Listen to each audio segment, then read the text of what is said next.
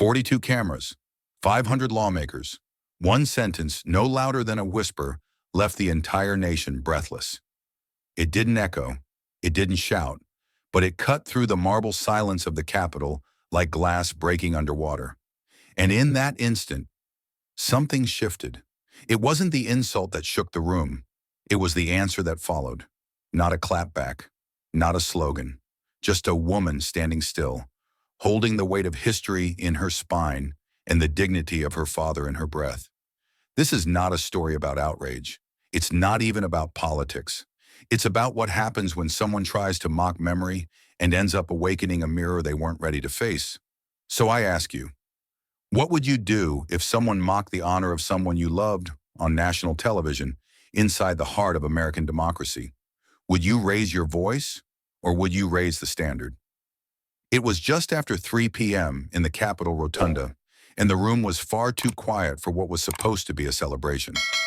The golden chandeliers hung like frozen fireworks, casting a soft, unnatural glow over marble that had seen centuries of history, but never quite a silence like this.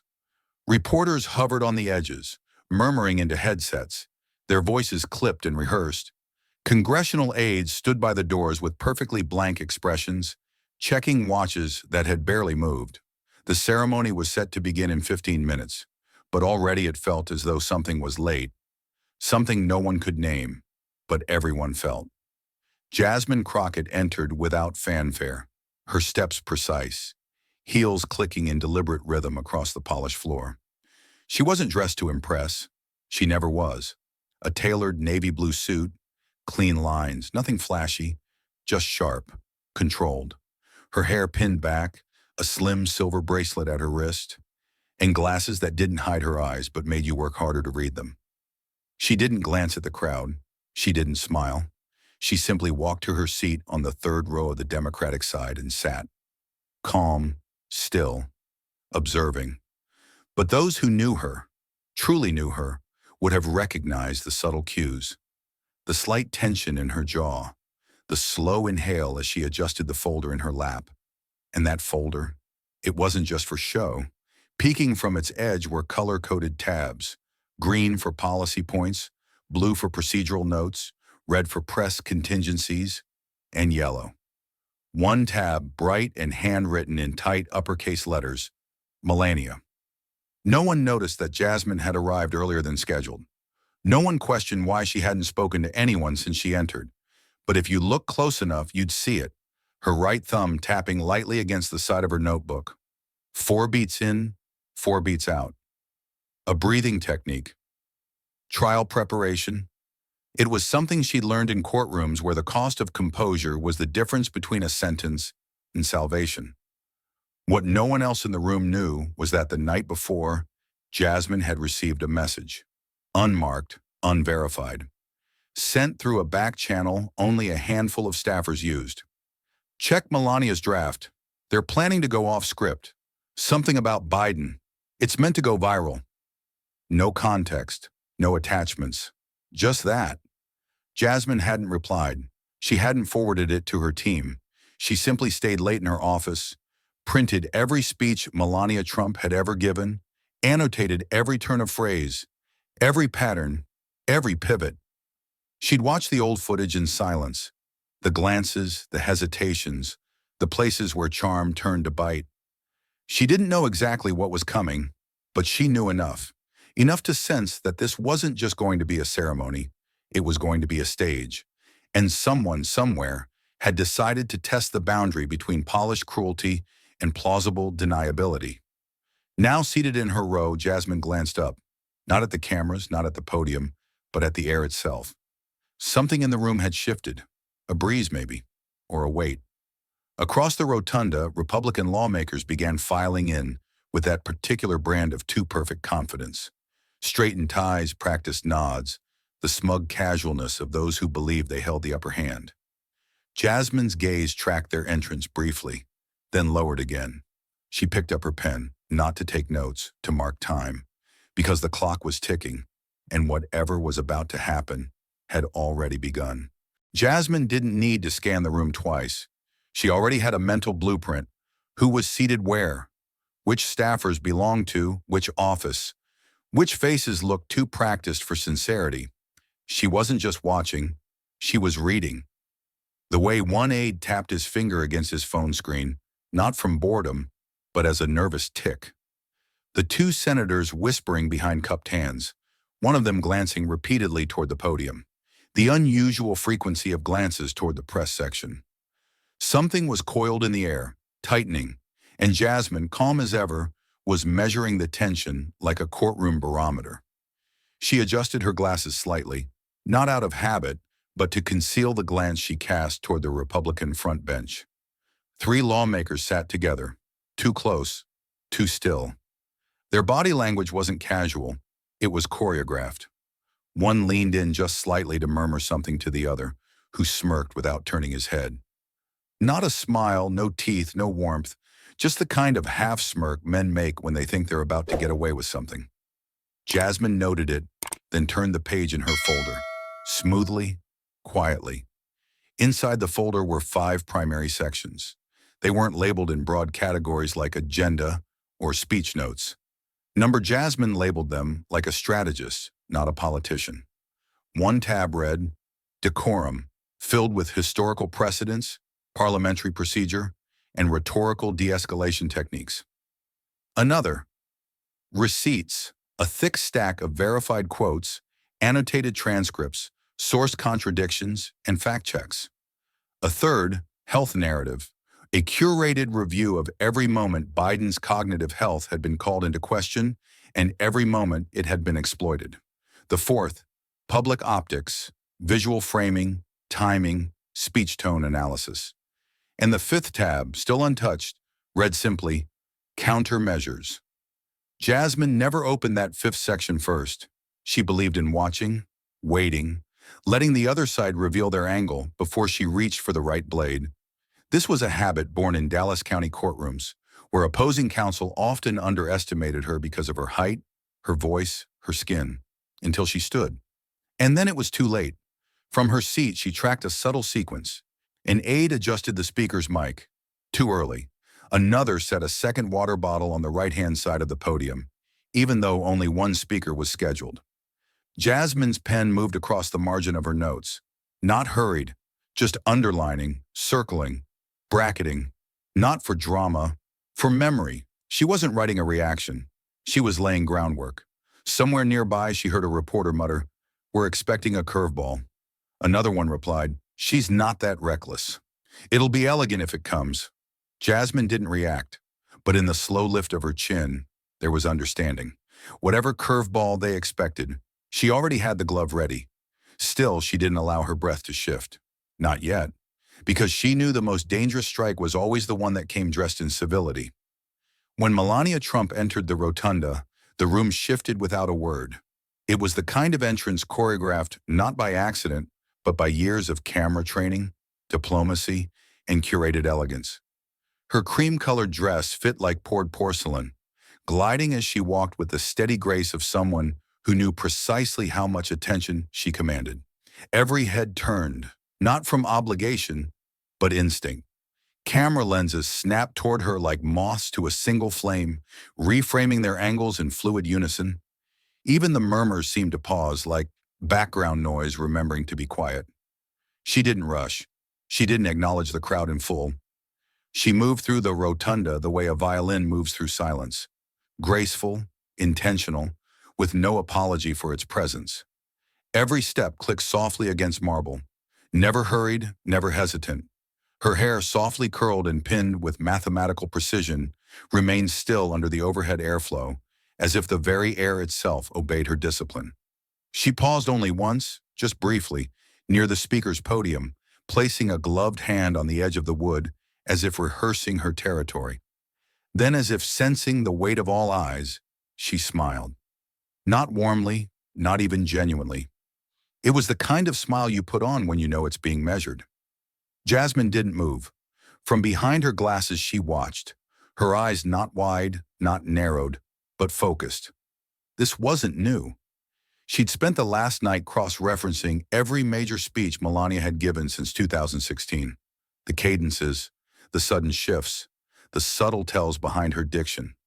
She'd marked each instance when empathy was used as a smokescreen, and each pause that wasn't meant for breath, but for effect. Jasmine didn't watch the dress. She watched the shoulders, the hands, the eyes, because posture always tells the truth before the mouth does. Melania took her seat 2 rows ahead, the folder in her hand closed tightly, embossed with a simple gold MT on its surface. She crossed her legs with practiced fluidity and placed the folder on her lap, one palm resting gently atop it.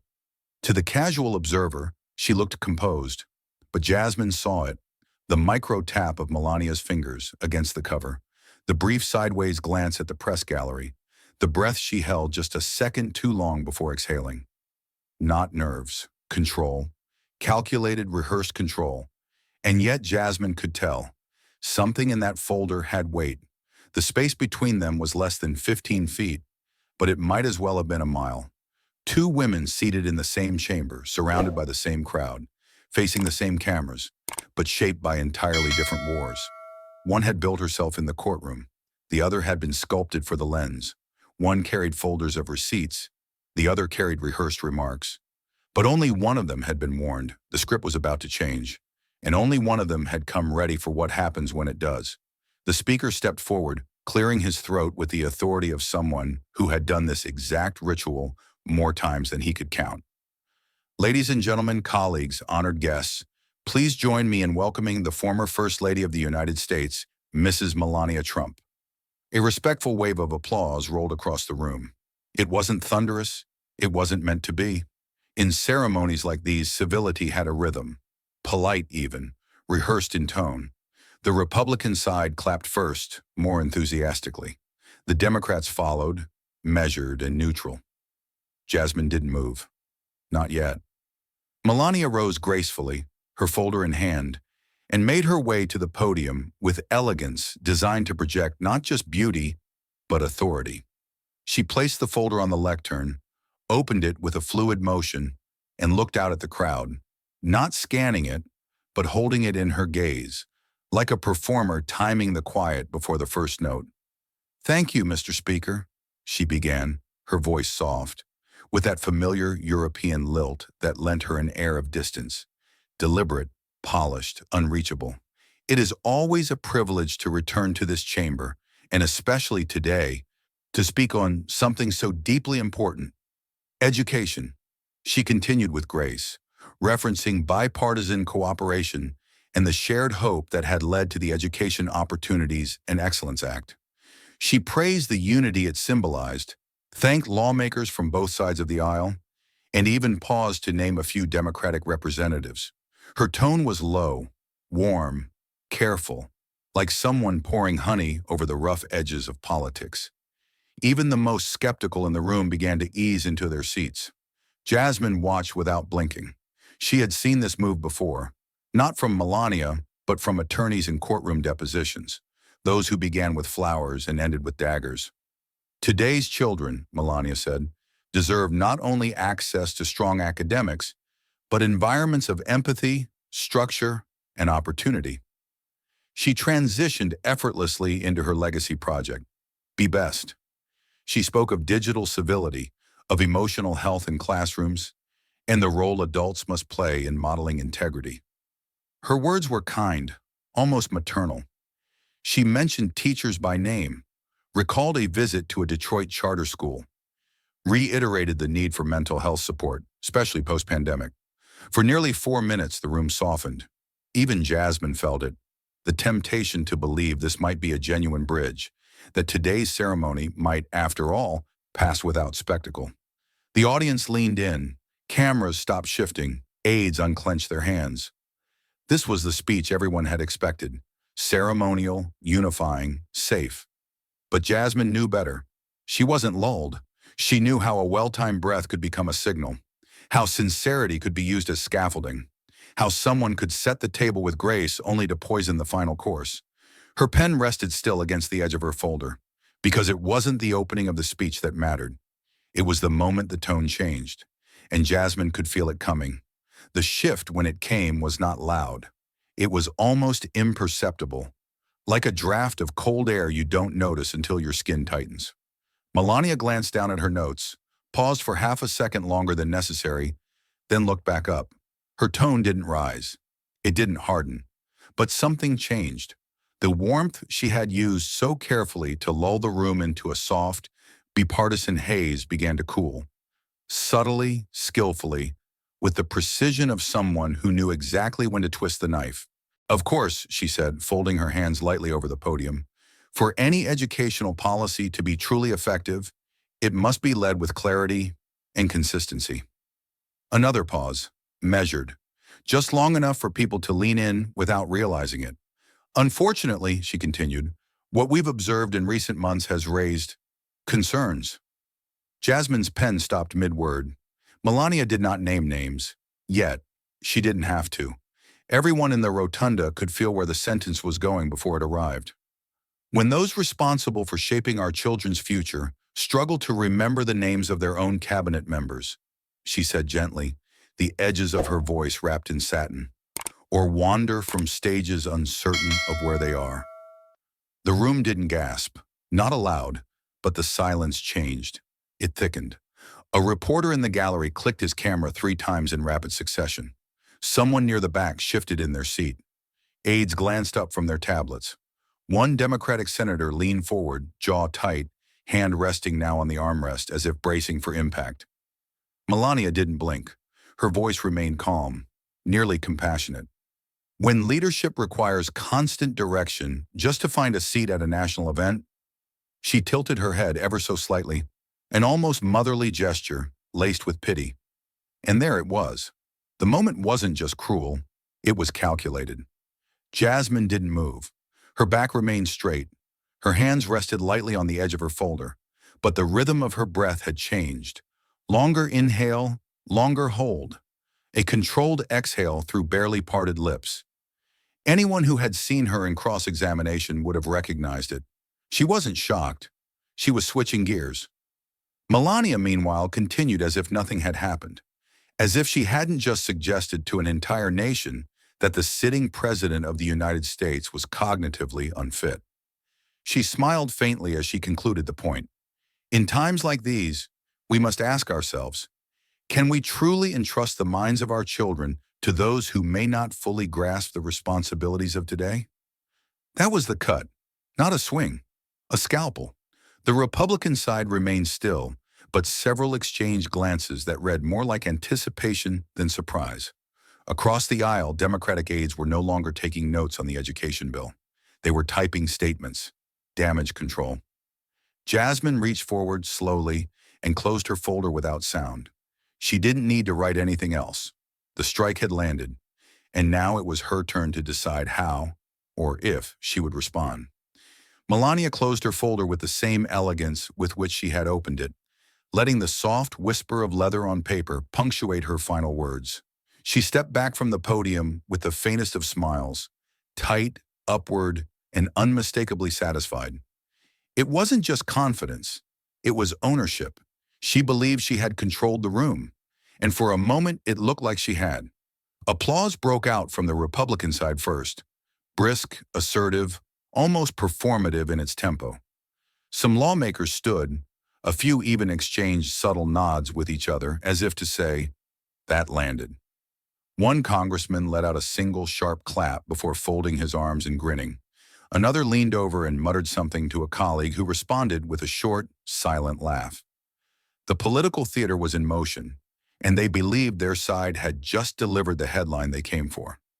On the Democratic side, the reaction was entirely different. There were no outbursts, just unease, subtle at first, a stiffness in postures, a slow folding of arms, the kind of tension that ripples through a room when a line has been crossed and no one is quite sure how to recover. Some whispered to their aides, others stared ahead with neutral expressions that struggled to stay composed. One senior Democrat ran his thumb along the seam of his chair's armrest, eyes narrowed, jaw clenched. It was the kind of silence that doesn't settle, it vibrates. And in the middle of it all, Jasmine Crockett remained still. Her hands hadn't moved. Her pen was capped, her folder closed. Her legs crossed neatly at the ankle, her spine straight as ever. But for anyone watching closely, Anyone who had seen her in the courtroom, they would have recognized the shift. It was in her eyes, not wide with offense, not narrowed in fury, but focused, locked, like a lens pulling into sharp detail. Her breath was slow, almost imperceptible. 4 seconds in, 4-second hold, 8 seconds out. A breathing pattern she had used for years, not to calm down, but to control the tempo of her response. Jasmine wasn't angry. Jasmine was calibrating. She didn't glance toward the Republican bench. She didn't look at Melania, who had now retaken her seat with her head held high, her smile still frozen into place, like fine porcelain. Jasmine's gaze remained straight ahead, toward the podium, toward the air itself, as if visualizing every word that had just been spoken not as sound, but as structure. She was studying the architecture of the insult, not to refute it emotionally, to deconstruct it strategically. Because there are two kinds of silence in a room: the silence of submission and the silence before something shifts. And Jasmine Crockett wasn't staying silent because she had nothing to say. She was silent because she was about to say everything that mattered, with precision.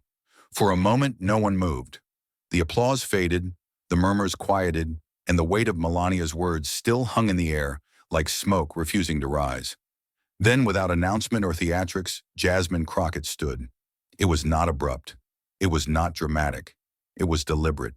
She rose as if she'd been waiting for a cue that only she could hear. Her movement was fluid, steady, like someone rising not to respond, but to reveal. She didn't adjust her suit. She didn't look for approval. She simply pushed the chair back with the same calm that had anchored her for the last 20 minutes, took her folder in one hand, and began to walk. And the room noticed. Each step of her heels against the marble floor echoed louder than it should have, as if the sound itself had been magnified by silence. Not one person spoke. Even the soft buzz of phones in pockets seemed to vanish. Lawmakers on both sides turned their heads. Some leaned forward. Others instinctively straightened their spines. There was something in the way she walked. Not pride, not defiance, but resolve. Like the kind of silence that walks into a fire and refuses to burn. Jasmine reached the podium, placed her folder on it, and lined it up square to the edge. Not a gesture of vanity, but of precision. She uncapped her pen and laid it beside the folder. Then both hands came to rest, palms down, shoulders squared. Still, she did not speak. From her seat, Melania watched, her expression unchanged. But beneath the smooth lines of her posture, something flickered, a shift behind the eyes. Not fear, not regret, but uncertainty. The elegance she had carried like armor now felt oddly brittle, as if she'd miscalculated what would happen next. Jasmine raised her chin slightly, not in challenge, but in readiness. She looked neither to her left nor to her right. Her gaze wasn't fixed on a single person. It swept the chamber with an almost imperceptible pass, measuring, weighing, not searching for support, marking the terrain. The speaker, standing off to the side, cleared his throat and offered the formal prompt. The chair now recognizes Congresswoman Jasmine Crockett of Texas. His voice, though steady, carried something else beneath it. A subtle shift. Respect, perhaps, or the faint edge of anticipation. Jasmine nodded once. Just once. She didn't shuffle her papers. She didn't tap the mic. She simply leaned in slightly toward the microphone. And the entire rotunda leaned with her, not because they expected fire, but because they sensed something more dangerous. Clarity.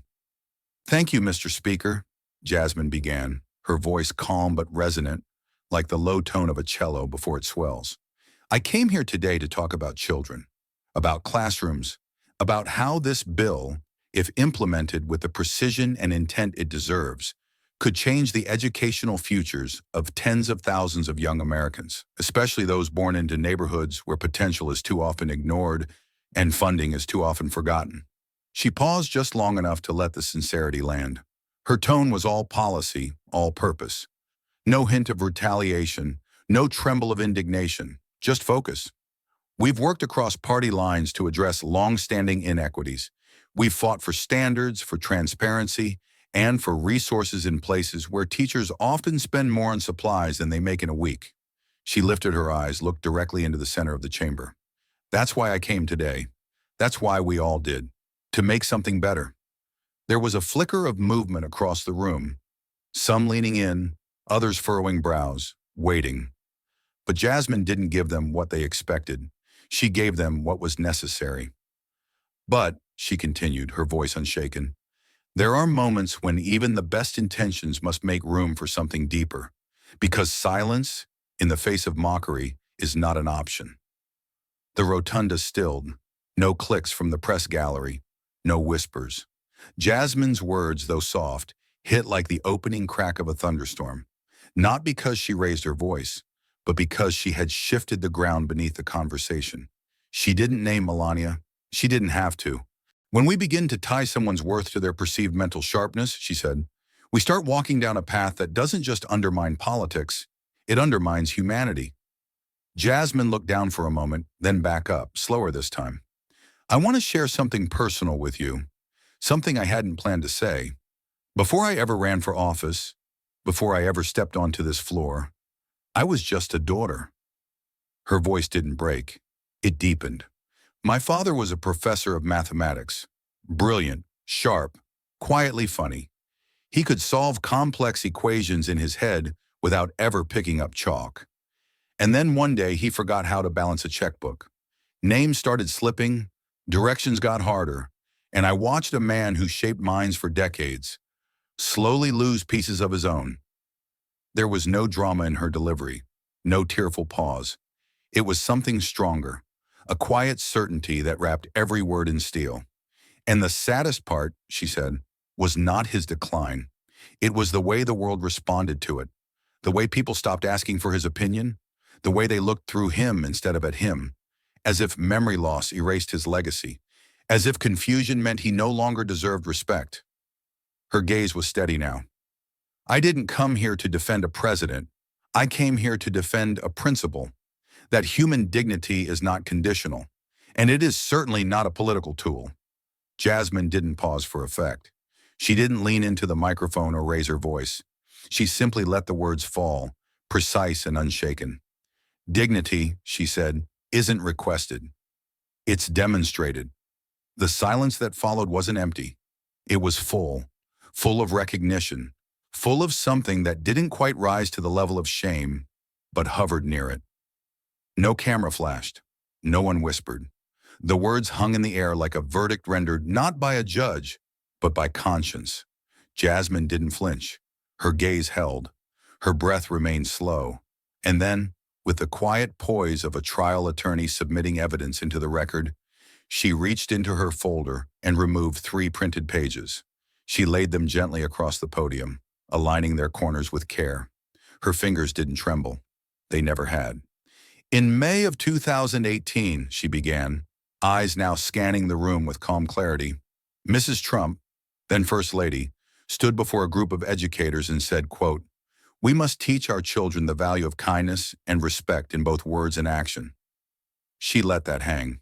In October that same year, during an interview, she stated, we should be more tolerant of people with different views. We need to be more kind with one another. And in April of 2019, she tweeted, every life has value. We must show compassion and respect, especially to those facing challenges. She looked up, not at Melania, but through the room. Her voice remained even, never accusatory, never theatrical. I don't bring up these words to mock them. I bring them up because I believe they mattered when they were said. I believe they were sincere, or at least intended to be. A stir moved through the left side of the chamber. Not applause. Not yet. Something quieter. Heads tilted, brows raised. One aide lowered his phone and simply listened. But when we weaponize frailty, when we reduce a life, a legacy, or a contribution to a single moment of forgetfulness, we don't just contradict those values, we erase them. Her hands never left the podium. We teach a generation watching from living rooms and classrooms that empathy is optional, that respect is strategic, that dignity must be earned and can be revoked with a smirk. Still no movement from Melania, but her posture had shifted, just slightly, Her shoulders tenser now, her lips parted but held closed. The smile she had worn so effortlessly before now looked more like a mask held too long. Jasmine looked to the gallery, just once. This bill is about education, about what we teach. So let me be clear. When we stand here, on this floor, under this dome, we are always teaching something. The only question is, what lesson are we leaving behind? There was no music, no cheer, just a single clap, then two, then four. Then the left side of the chamber began to rise, not as a wave of performance, but as a slow unfolding of recognition, like something that had been felt and finally named. By the time Jasmine had returned to her seat, the rotunda was already a different room. Not visibly, no banners had fallen, no chairs overturned, but energetically. There was a hum now, low and restrained, like a tide pulling backward before a wave. People weren't speaking loudly. They were texting, recording, whispering to their aides. But most of all, they were watching her. Not as a member of Congress, but as a moment unfolding in real time. And that moment didn't stay in the room for long. It started with a single clip posted by a Hill staffer sitting in the press gallery. A 30-second video captioned simply, "She didn't raise her voice. She raised the standard." Within 15 minutes, the post had 40,000 views. Within 30 minutes, it had over 200,000. By the end of the hour, Crockett moment was trending #1 nationally on Twitter. It wasn't the volume of her speech that caught attention. It was its restraint, the way she stood still, the way she framed an insult not as an attack to be answered, but as a mirror to be turned. People weren't just watching, they were listening again. In a digital world drowning in outrage and noise, Jasmine's deliberate calm became the sharpest frequency. MSNBC aired the full clip just after 7 p.m., calling it the most powerful 180 seconds on the House floor this year.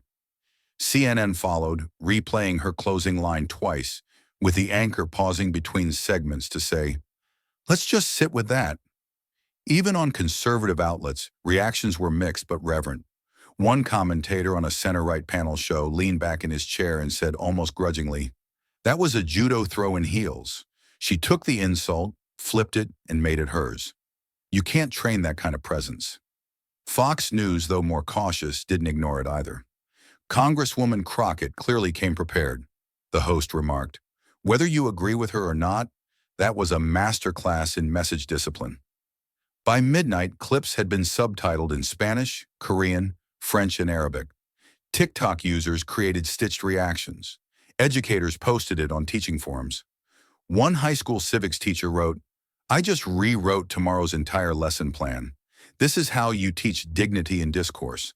But the virality wasn't just digital. On morning shows, political analysts dissected her cadence. One expert in rhetorical strategy compared her pacing to courtroom cross-examinations. "She didn't react," he said. "She constructed. There's a difference." What had begun as a polite ceremony had fractured into something larger, something that moved beyond policy, beyond partisanship, into culture. Jasmine's face didn't just appear in headlines. It appeared on home screens, school presentations, corporate Slack channels. The calm had traveled farther than any firestorm, and by morning everyone was asking the same question, not what did she say, but how did she say it like that? At first they tried to dismiss it, a moment, a clip, a fleeting flash in the crowded constellation of political noise, but by the time the third major outlet opened its morning segment with Jasmine Crockett's face, Melania's communications team knew they had miscalculated. Badly. Inside a sleek, glass-paneled office just off K Street, the air was sharp with tension. Phones buzzed without pause. Screens flickered with mentions, retweets, clipped reactions layered over slow zooms of Jasmine's face. One aide, staring at a trending thread labeled #GraceUnderFire, muttered, "We're not just getting ratioed, we're getting rewritten." The room was unusually quiet for a war room. There was no yelling, no slam folders, just the eerie efficiency of people trying to outpace a narrative they no longer controlled. A senior strategist stood at the center of the room, arms crossed, watching a replay on mute. Jasmine, still and steady, delivering the line that had now circled the globe. Dignity isn't requested, it's demonstrated. Get me the statement draft, she said flatly. Within minutes, a carefully worded clarification was circulated among inner staff. Mrs. Trump's comments were intended to highlight the importance of clarity in educational policy leadership. Any perceived reference to personal health matters was unintentional. The tone was calm, deliberate, and, by now, utterly ineffective. Because the damage wasn't in what Melania said. It was in what Jasmine didn't have to say back. Meanwhile, branding material for 3 upcoming appearances was quietly pulled. A keynote address at a conservative education summit in Dallas was postponed for scheduling reasons. A foundation gala in Palm Beach removed Melania's photo from its event page. Internally, calls were made to cool the optics. The comms director, usually known for her polished detachment, tapped her pen against the desk and finally said what everyone else was thinking. She didn't just steal the moment, she made us look scripted. By noon, staffers had started referring to the fallout in shorthand. The Crockett rule. It wasn't official policy. It didn't need to be. But its meaning was already clear. Never underestimate still power. Don't provoke someone whose entire strategy is built not on reaction, but on restraint. One aide reviewing the original draft of Melania's speech whispered, "We walked in with fireworks and got drowned out by a match." Back in the digital space, commentators picked up on the shift. One tweet read, "Melania tried to spark a fire. Jasmine brought a mirror. Conservative analysts warned each other behind closed doors. Don't engage unless you're prepared for courtroom-level consequences." Melania herself remained silent publicly. No follow-up, no tweets, no interviews. But sources close to her said she'd begun vetting future remarks with new scrutiny, asking not just, how will this land? But what happens if someone like Crockett is in the room? The moment had passed, but the recalibration had just begun, and Jasmine Crockett hadn't shouted. She had redefined the rules. The day after the speech, Jasmine Crockett's congressional office was flooded, not with criticism, but with requests. Cable news wanted 5-minute live interviews. Morning shows offered primetime slots. Editorial boards extended open invitations. One journalist left a voicemail that simply said, "Whatever you said, it moved something." America's listening now. But Jasmine didn't answer right away. She sat in her office, lights low, blazer off, glasses folded beside a cup of now cold tea, and read through a stack of messages from constituents. Most didn't mention Melania. They mentioned their fathers, their grandmothers, their memories. Some had never written to a public official before. One note simply read, "Thank you for making me feel seen." Later that afternoon, her communications director, Simone, stood in the doorway holding a printed sheet of talking points from a major network. "They want to talk about the moment. Live. Tonight. You'd open the show." Jasmine didn't even look up from the document she was editing. "Which moment?" Simone blinked. "The speech. Your speech." Jasmine set down her pen, calm as ever. "Then let's talk about the bill." Simone hesitated. "They don't want to talk about the bill." "Then I'm not interested." The silence that followed wasn't stubborn. It was principled. It was the same silence Jasmine had used on the House floor. Intentional, unflinching, deeply rooted. Simone nodded, folded the offer sheet, and stepped back without another word. The media didn't get what it wanted, and that, ironically, only made the story grow. Because Jasmine didn't spike the football. She didn't fan the flames. She didn't show up on every screen with a headline-ready quip. She disappeared into the work. She returned to district calls, policy drafting, and education funding briefs. While analysts dissected her silence, she was on Zoom with school board members about equitable resource allocation. One national columnist wrote, "Crockett's refusal to perform her own virality is the very thing that's made her go viral. She walked into fire, told the truth, and walked out. That's it. That's the whole story. And somehow that's exactly why we can't stop watching." Cable anchors commented on her absence. Twitter threads speculated on strategy. But those paying close attention understood. She wasn't disappearing. She was protecting the clarity of what she'd already said. Because sometimes when the world is shouting for more, the wisest thing you can do is say less. And in that silence, Jasmine's message echoed louder than ever. It started slowly. A clipped recording of Jasmine Crockett's speech found its way into a PowerPoint presentation during a corporate leadership training in Chicago. The HR director paused the video just after Jasmine's calm assertion, "Dignity isn't requested, it's demonstrated," and turned to the room. "That," she said, "is how you respond to provocation without losing your power." The attendees nodded, some taking notes, others just watching the screen in silence. No one looked at their phones. In a graduate-level communications class at a university in Boston, a professor revised the week's syllabus overnight. The assigned reading was replaced by a transcript of Jasmine's remarks. "I want you to underline not what she said," he told his students, "but what she didn't say. Notice the restraint, the pacing. That's how you answer with dignity." Students leaned forward, not just because it was a current event, but because something about it felt deeply relevant, urgent even. Not every student in the room cared about politics, but they all knew what it meant to be underestimated, to be dismissed, to be spoken over and expected to remain small. Jasmine didn't explode. She didn't shrink. She clarified. And that, to them, was revolutionary. On college campuses across the country, young women printed the phrase and taped it to their laptops, their dorm room doors, the inside covers of their notebooks. "Dignity is demonstrated." 3 words that didn't demand attention, but commanded it. On social media, the quote was reshared with captions like, "This lives rent-free in my head now." One comment thread on Instagram read, "She didn't destroy her opponent. She reminded the room of who they were supposed to be." Meanwhile, in boardrooms, mid-level managers began incorporating the speech into discussions on leadership. A diversity officer at a San Francisco tech firm built an entire workshop around it, titled "Stillness as Strategy." The opening slide, Jasmine at the podium, her hands resting gently on either side of the folder, her eyes forward. "Too often we teach people how to raise their voice," the trainer said, "but not how to raise their presence."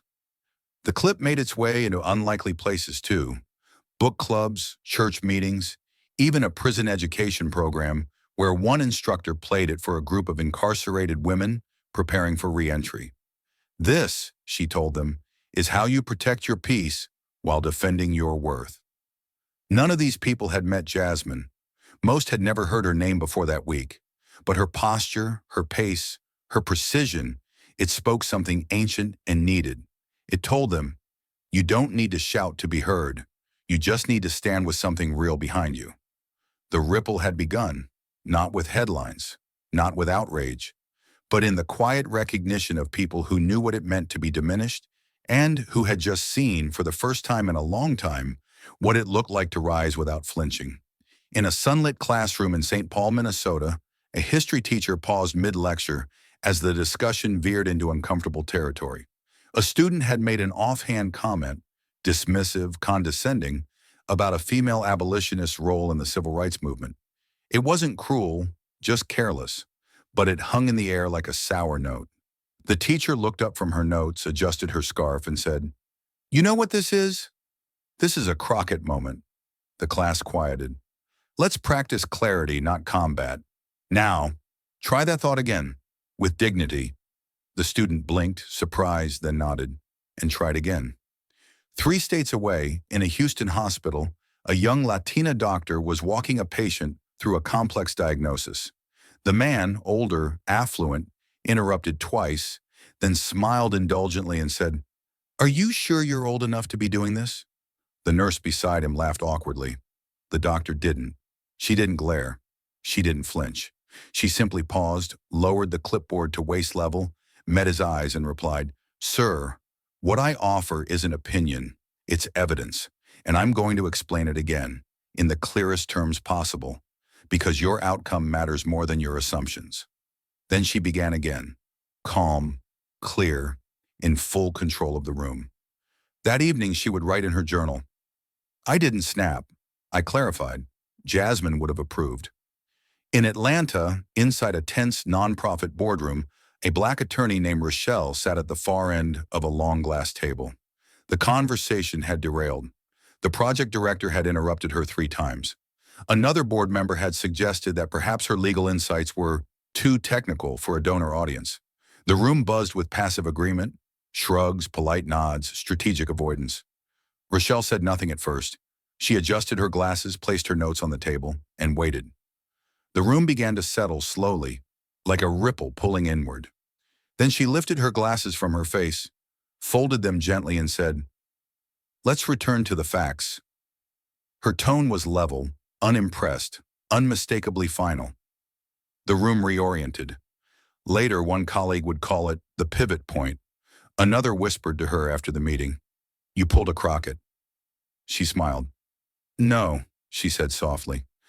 "I just stopped letting performance speak louder than purpose." Moments like these weren't broadcasted. They weren't clipped for millions to see, but they were happening. In boardrooms, in classrooms, in clinics, in kitchens. Jasmine's stillness had become something teachable, repeatable. Her restraint had become a playbook for those who had long been told to be quiet, but now knew better. Not to be louder, but to be clearer. The Crockett moment had left the podium, and now it was everywhere. It didn't happen all at once. There was no official announcement, no grand declaration that Jasmine Crockett had shifted the cultural vocabulary. But over weeks and months, something subtle and undeniable began to settle into the national lexicon. Her name started to appear not just in headlines but in handbooks. Leadership blogs quoted her speech not for its political impact, but for its poise. One post titled, "The quietest person in the room might be leading it," featured her image beneath a single quote, "You don't need volume when your values are clear." Business executives cited her in internal memos on how to de-escalate conflict. A CEO of a Fortune 100 company opened a quarterly town hall by referencing the Crockett example. Church groups, too, began to take note.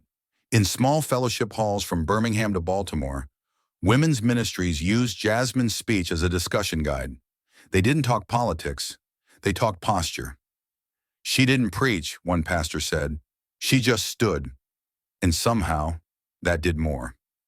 A group in North Carolina even organized a monthly workshop called Strategic Grace, where the opening exercise was always the same.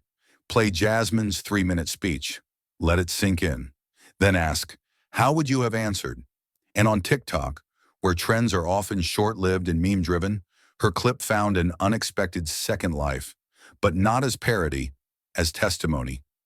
Women, especially women over 40, began stitching her video with their own stories. One would appear on screen in her work blazer and say, "The first time I got passed over for a promotion, I didn't speak up. Now I would." The screen would split with Jasmine at the podium. Another woman stitched herself softly recounting how a client once told her, "You're impressive for someone like you."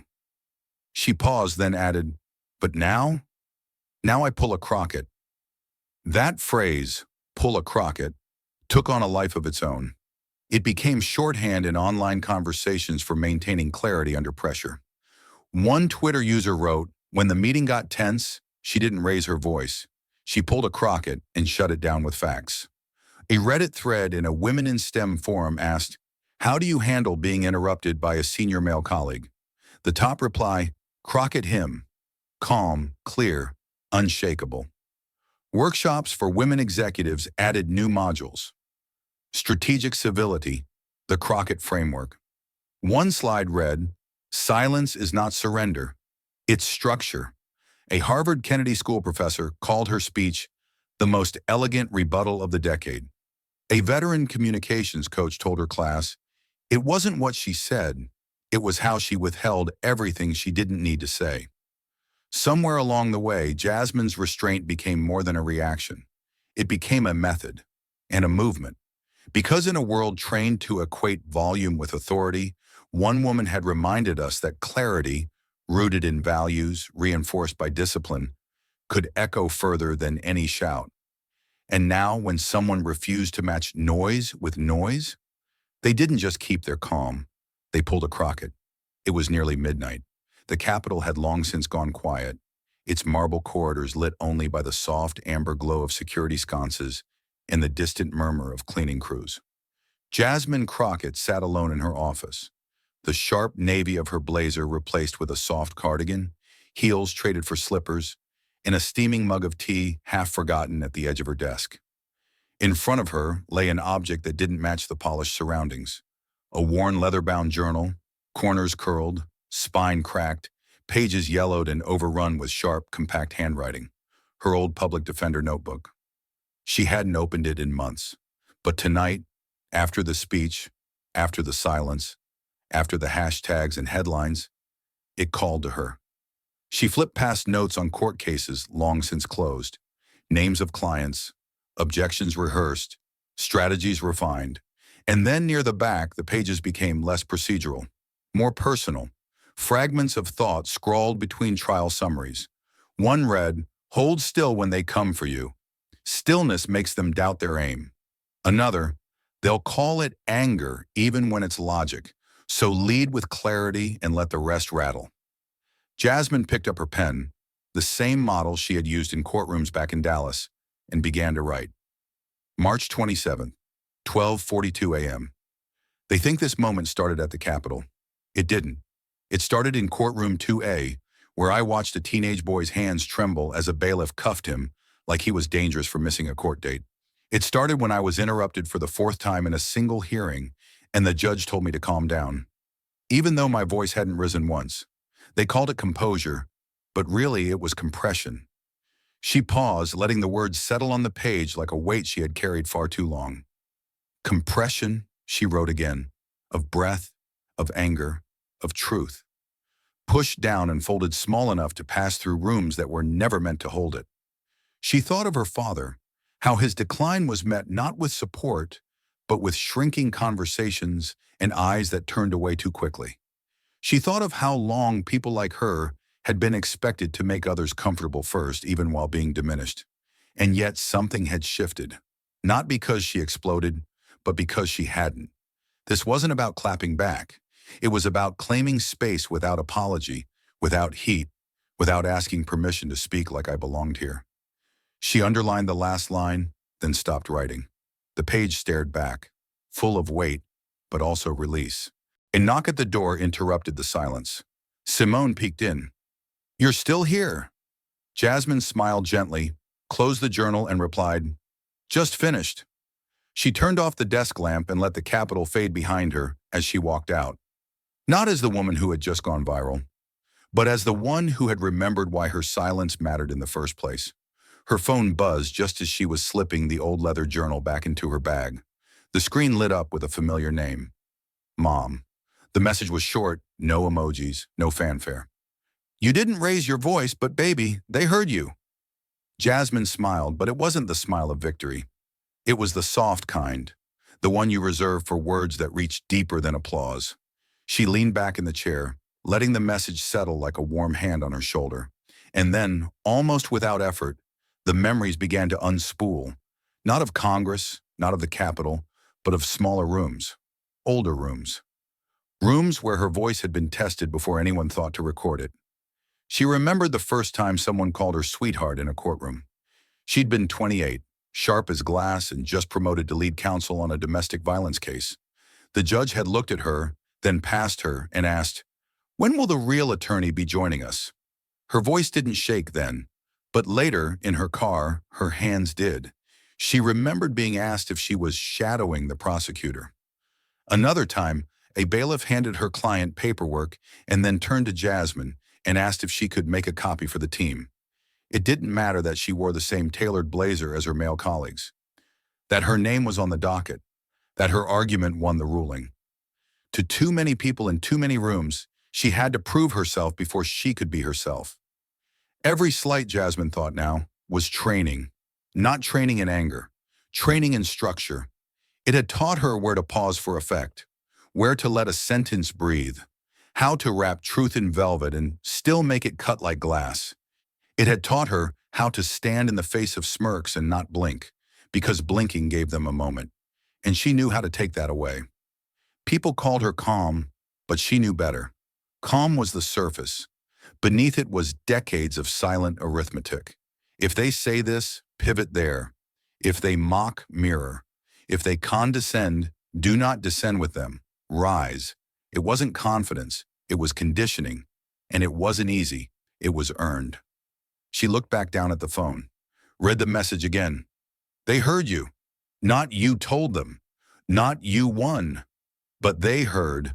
It was the highest compliment her mother could give, because her mother had watched the same silences, sat in the same rooms, heard the same remarks disguised as compliments, and she knew, better than anyone, how rare it was to reclaim a space not by overpowering it, but by anchoring it. Jasmine locked the phone, tucked it into her coat pocket, and whispered under her breath, "I didn't stay calm to protect myself." She stood up, eyes steady. "I stayed calm to make sure they couldn't look away." The conference room was modest, tucked into the back wing of a quiet university building in the Midwest. No podium, no cameras, no bright lights, just a round table, 5 folding chairs, and the kind of dim overhead fluorescence that make even important things feel hushed. Jasmine Crockett sat with a mug of coffee, gone cold, and a student journalist whose recorder blinked red between them. The young woman was nervous, too nervous to pretend otherwise. She had flipped her notebook open 3 times already and clicked her pen so often that Jasmine finally smiled and said, "You can ask the first question, sweetheart. I promise I'm not going to filibuster you." That broke the tension. The student laughed, then gathered herself. "How?" she asked, blinking down at her notes before looking up again. "Did you stay so calm that day, when most people would have reacted?" Jasmine didn't answer right away. She tilted her head slightly, considering. Then finally she spoke. "It's not about being calm," she said gently. "It's about being ready."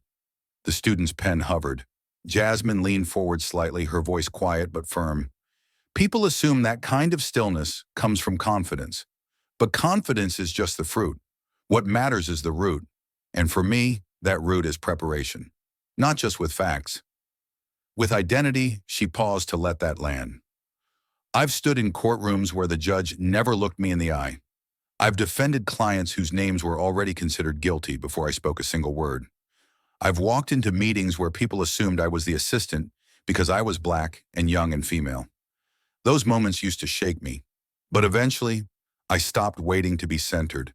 I started building from the margins." The student's eyes widened. Her recorder blinked on. "You don't prepare for moments like the Capitol by memorizing a speech," Jasmine continued. "You prepare by knowing who you are before they try to define you, before they try to provoke you, reduce you, distract you. You anchor yourself in something deeper than applause." "Is that how you knew what to say?" the student asked, voice smaller now. "I didn't," Jasmine said, smiling. "I didn't know the exact words. But I knew the truth. And I knew that if I spoke from that place, not from anger, not from ego, but from clarity, they wouldn't be able to ignore it." She tapped the table lightly with one finger. "You want to be a journalist? Then learn to be still in the noise. Not silent. Still. Learn to recognize when you're being baited and ask yourself not, 'What do I feel?' but 'What needs to be heard?'" The student sat back, pen motionless, recorder still blinking. In the quiet, Jasmine added one final line. "Being calm won't make you powerful, but being prepared for who you are, that's the power they can't take." The chamber wasn't full. It never was on a Thursday morning, especially not for a floor speech by a freshman member. The CSPAN cameras rolled quietly. A few scattered lawmakers scrolled through their tablets. Aides leaned against the back wall, sipping coffee, barely glancing up. But when the young representative from Illinois approached the microphone, barely 30 years old, suit slightly oversized, hands steady but heart racing, something in the room began to shift. Not because of who she was, but because of what she said. She didn't clear her throat. She didn't open with platitudes.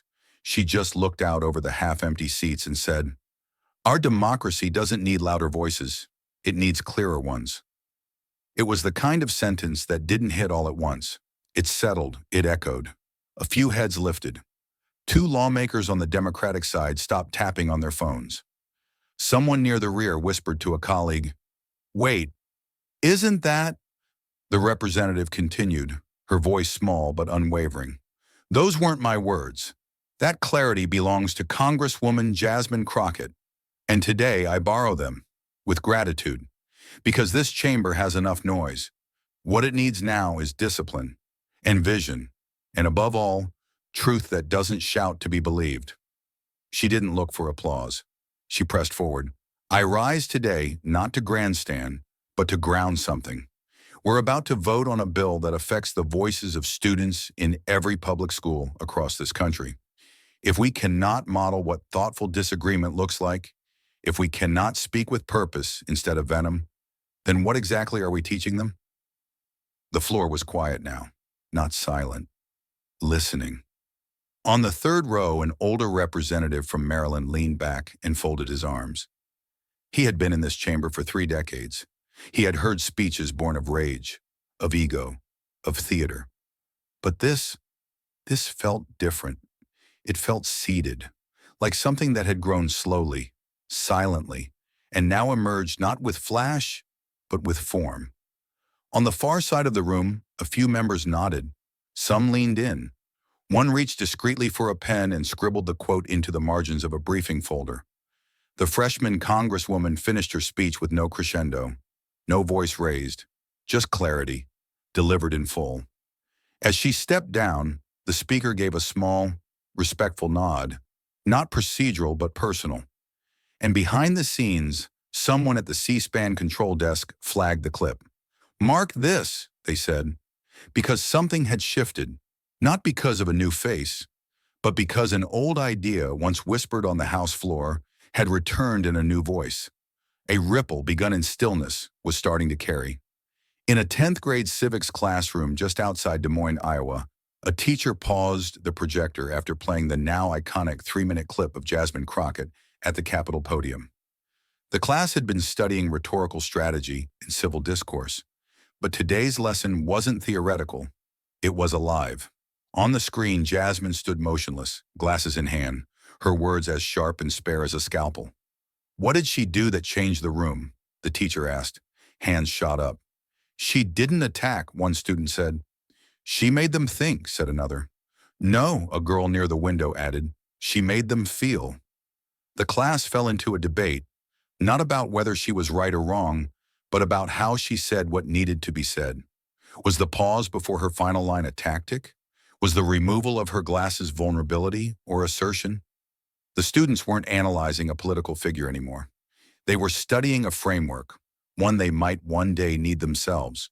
200 miles south, in a Kansas City Community Mediation Center, a group of women sat in folding chairs around a circle, watching that same clip. The facilitator, a seasoned conflict negotiator, turned to the group and asked, "What does it mean to hold the room without dominating it?" They didn't answer right away. They just watched Jasmine again.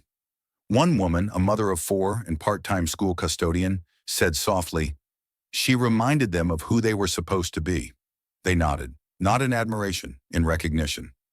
Soon those same women began applying Crockett-style grounding in real conflicts, between neighbors, at school board meetings, in workplace disputes, not by avoiding confrontation, but by redefining how it was held.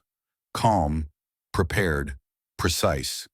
And in Philadelphia, at a city council retreat, the leadership development session opened with a single title on the screen: Strategic Civility, Lessons from the House Floor. The presenter didn't begin with Jasmine's biography. He began with her silence. Too often, he said, we teach officials how to argue. Rarely do we teach them how to contain a room, how to stand with clarity when the easy option is escalation. The module became so popular that cities in Colorado, Oregon, and Michigan requested versions of it. Council members began referring to a Crockett posture in closed session briefings, meaning stay rooted, say less, choose your moment. And at a leadership conference in Toronto, one panelist introduced her remarks by saying, "I'm not here to raise my voice. I'm here to raise the standard." The room, filled with diplomats, lawyers, and NGO directors, fell into an audible murmur. They recognized the line. No footnote was needed. Jasmine Crockett wasn't in the room, but her method was. Her discipline, her restraint, her language. It had become a toolkit passed hand to hand, from council chambers to classrooms. And in a world trained to shout, one woman's quiet blueprint had become the loudest thing in the room. The screen fades from black into motion, a montage, slow and deliberate, stitched together not by spectacle, but by presence. A mother stands beside her teenage daughter in the bathroom mirror. The girl wears a blazer 2 sizes too big and holds a stack of note cards. She's about to give her first school election speech. Her hands are shaking. Her mother kneels beside her, tucks a card into her pocket and whispers, "Dignity isn't requested. It's demonstrated." Cut to a debate stage in Ohio. Two college students spar over immigration policy. One raises his voice, gesturing aggressively. The other, a young woman in glasses, waits. When it's her turn, she doesn't respond in kind. She simply says, "Let's return to the facts." The room stills. She wins. Cut again. A hospital corridor in Georgia. A black nurse is being questioned harshly by a visiting physician. He doubts her report, questions her judgment. She says nothing for 5 full seconds. Then calmly, "Doctor, if you need me to say it again for clarity, I will. But not for comfort." He steps back. She proceeds. Then, a courtroom in Detroit. A young public defender, tight braided hair, cracked leather briefcase, stands before a skeptical judge. Her client is accused of theft. The prosecutor speaks with condescension, calling her spirited. When it's her turn, she opens with a single line. "I won't apologize for knowing the law better than I'm expected to." And finally, a classroom in Louisiana. A teacher plays a clip of Jasmine Crockett's speech to a group of 11th graders. They are quiet, not from boredom, but from reverence. One boy murmurs to a classmate, "She didn't even raise her voice." The girl next to him replies, "That's why I believe her." As the images slow, Jasmine's voice returns, not in the present, but as if remembered. They'll try to draw you into chaos, into noise, into reaction. But you don't have to raise your voice to raise the standard. You just have to refuse to lower it. The final shot. Jasmine, seen from behind, walking down a quiet Capitol hallway. No entourage. No cameras. Just her and a well-worn briefcase in her left hand.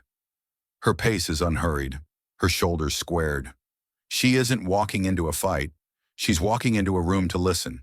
And maybe, just maybe, remind the room what listening feels like. The screen fades to black. Then in simple white letters, "In a world trained to shout, she taught us the power of holding still."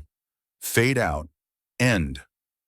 In a time when so many race to be the loudest voice in the room, Jasmine Crockett reminded us of something quieter and far more lasting. That dignity isn't performance. It's discipline. That silence, when chosen with intent, can become the sharpest response of all. She did not teach us how to argue better. She showed us how to stand better, how to breathe when provoked, to pause when challenged, and to lead without having to conquer. This story is a dramatized reflection inspired by real public moments, built to explore the deeper human truths they reveal. Names, events, and emotions have been woven together not to portray a transcript of fact, but to illuminate the courage it takes to stay still in storms designed to shake you. So the next time the world tries to rattle your voice, remember hers. You don't need to shout. You just need to hold the room. Thank you for staying till the end. Your time, your heart, your presence matters more than you know. If this story spoke to you, speak back. Like, subscribe, and leave a comment. Let's keep this conversation and this fight alive.